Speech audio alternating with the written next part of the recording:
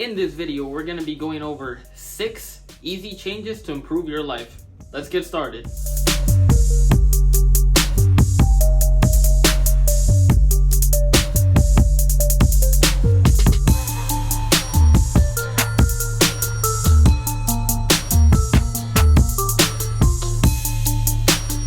Number 1 is going to be, you know when you set your alarm at night and in the morning you wake up, you hit snooze for 5 minutes, you hit snooze again for 5 minutes, and by the time that you've hit snooze like 10 times, you're like, whoa, I'm late, I have to jump out of bed, get ready, do this, do that, because I have to get to work, I have to go here and there and there. It's happened to all of us at some point. Don't lie, let's be honest. It's happened to everybody at least one time in their lifetime.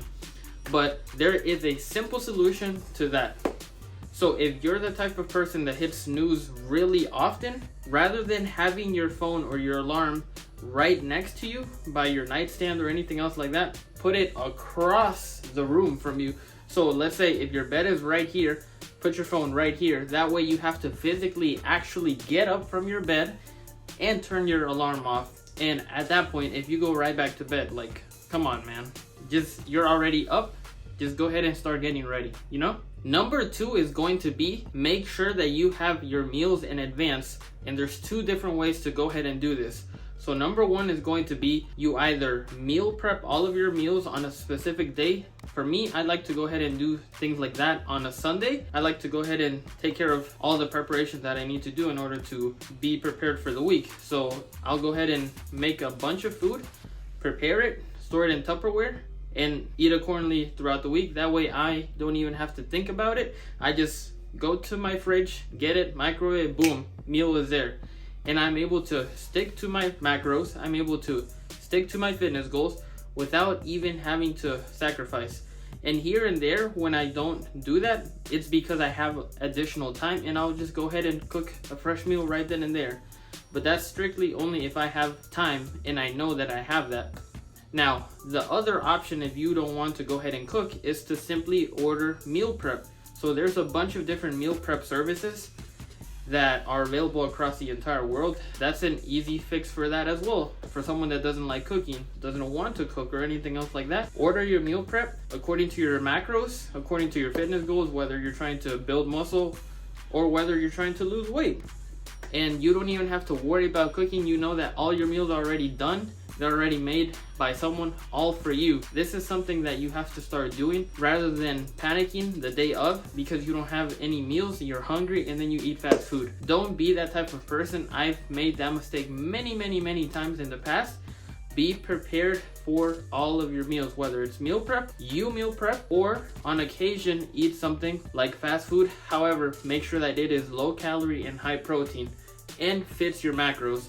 Do that and you're going to be right on track with your fitness goals. Of course, work out though, you know?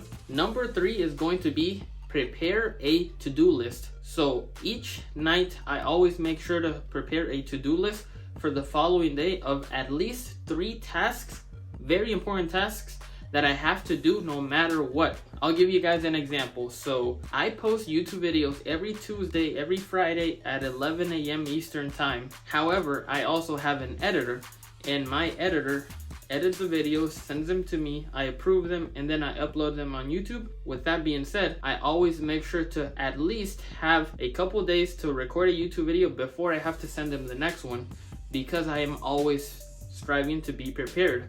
I always think in advance, what would happen if I get sick? Am I just not going to post a YouTube video? Am I just not going to post on Instagram, Facebook, TikTok, a YouTube short? In my opinion, for my own standards and my business goals, that just doesn't cut it for me. I always think in advance. And let me give you guys an example. So I post on social media every single day, quality content for my specific niche. So my specific niche is I am an online fitness coach, meaning that I help others reach their fitness goals. That's the type of content that I post. And if you'd like to check me out on Instagram, Facebook, TikTok, or anything else like that, go ahead and search arielosoriofitness right there, and you'll find me. And you'll see a plethora of content, and I post each and every single day, no questions asked. And I always prepare content ahead of time. That way, even if I am sick, I already have it ready to go. So there's no questions asked. That's what you need to go ahead and do for your to-do list. That way you already are, boom, ready to go. You're always making sure that the important tasks are always getting done. No questions asked. Number 4 is going to be organize your home and get rid of the things that you don't need. So a lot of the people tend to be clothes hoarders, meaning that they're going to go ahead and hoard clothes that they like, but they simply haven't worn in like 6 months. If you're the type of person that does that, on occasion, I'm that type of person as well. Go ahead and look at your closet, get rid of all the things that you have not worn in the last 6 months.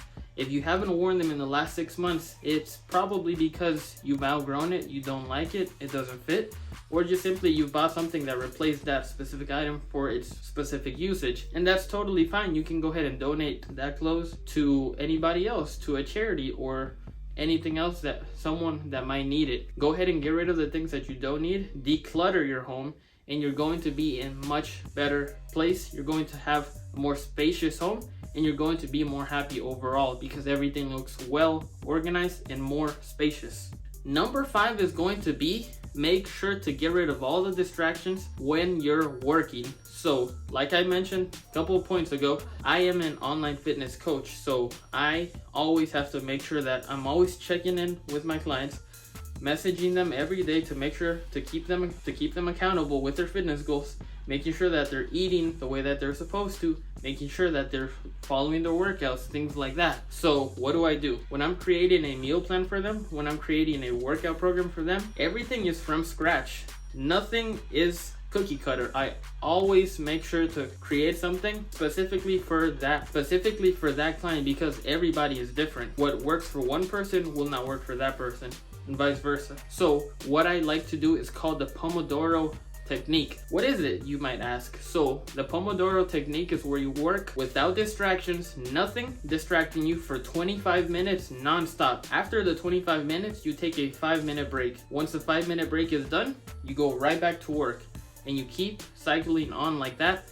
After about 4 to 5 work cycles like that, you then take a 15 to 30 minute break and then do it all over again. That's the Pomodoro technique, and it works wonders because it keeps your mind from getting too fatigued or too overwhelmed, and it keeps you working diligently without any distractions. Give it a try and let me know down in the comment section down below how that works for you, because it works really well to keep you focused on the specific task at hand. And number 6 is going to be saying no. It's really that simple. This is something that I used to struggle with a lot couple years ago. Saying no, that doesn't make you a bad person. That doesn't mean that you're only thinking about yourself. It's just simply saying no can take you out of situations that you might not want to be in, you might not want to be a part of, or just simply you just don't know how to say it, and that's totally fine. One technique that I learned to do that with is having a friend or having a family member have a conversation with you, and then you're prompted to say no in that specific situation.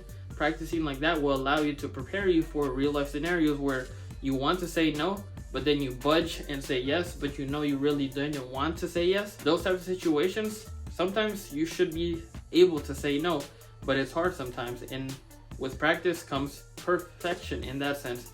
So those are the top 6 easy changes that you can make in your life to improve it. So if you like this video, give this video a big thumbs up, subscribe, and remember, like I mentioned, new videos every Tuesday, every Friday at 11 a.m. Eastern Time in YouTube Shorts on the daily, so stay tuned for that. And I'll see you guys in the next one. Ariel Osorio signing out. Thank you.